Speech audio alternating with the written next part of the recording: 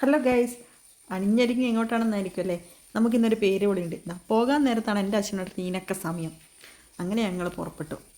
അങ്ങനെ നമ്മൾ അവിടെ എത്തി. ദേ അമ്മു കുട്ടീനെ കൊണ്ടൊക്കെ വന്ന് കുട്ടീനെ എല്ലാവർക്കും കാണിച്ചു കൊടുക്കുകയാണ്. ഞങ്ങൾ അതിന് മുന്നേ ഓൾറെഡി അകത്ത് കയറി ഒന്ന് കണ്ടിട്ടുണ്ടായിരുന്നു. അങ്ങനെ കുട്ടിക്ക് പാല് കൊടുത്ത് ഡിക്കൻ പേര് വിളിച്ച്. പേരെന്താണെന്ന് കാണണ്ടേ ഗൈസ്.